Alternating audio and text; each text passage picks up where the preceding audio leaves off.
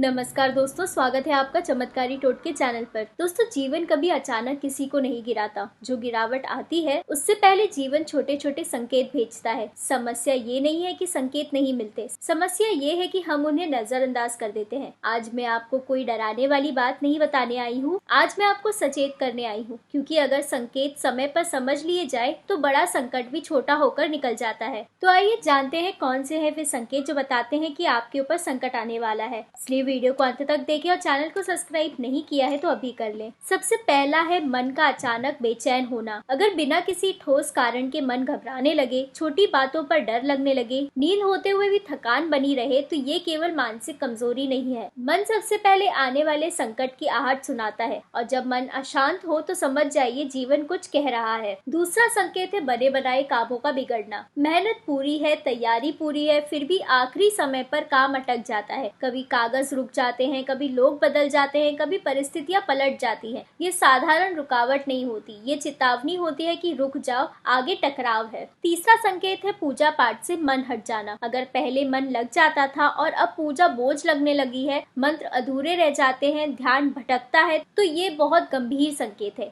ये बताता है कि नकारात्मक ऊर्जा मन पर दबाव बना रही है, और जब मन कमजोर होता है तो संकट जल्दी प्रवेश करता है। चौथा संकेत है घर में अचानक अशांति और कलह।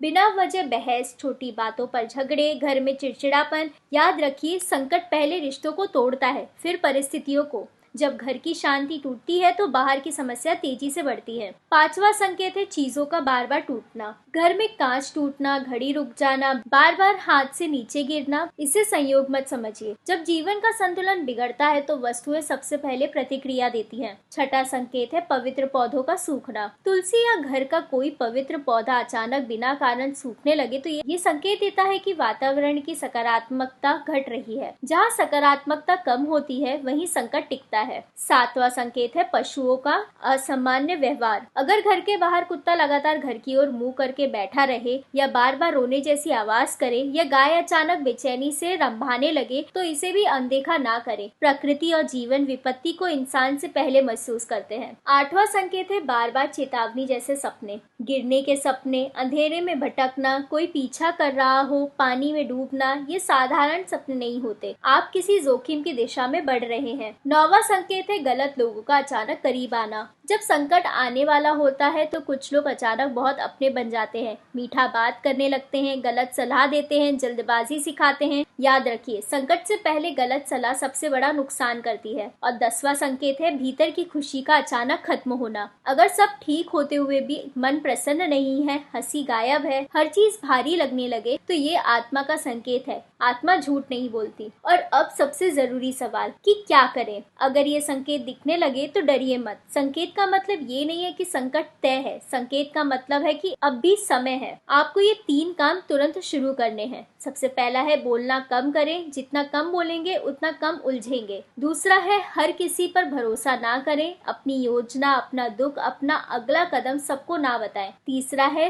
रोज थोड़ी देर शांति से बैठे, बिना दिखावे के, बिना जल्दी के, क्योंकि संकट शोर से नहीं शांति से टलता है। दोस्तों, अंतिम सत्य ये है कि जीवन कभी बिना बताए आपकी परीक्षा नहीं लेता। संकेत मिलना ईश्वर की करुणा है। जो समय रहते समझ गया वह बच गया, और जो अनदेखा कर गया वह सीखता है, पर कीमत देकर। अगर आज ये बात आपके मन को छू रही है तो समझ जाइए यह वीडियो आप तक यूं ही नहीं पहुंची। सावधान हो जाए, संयम रखें और समय रहते संभल जाए। अगर आपको ये वीडियो अच्छी लगी हो तो इसे लाइक करें, शेयर करें और चैनल को सब्सक्राइब करना ना भूलें।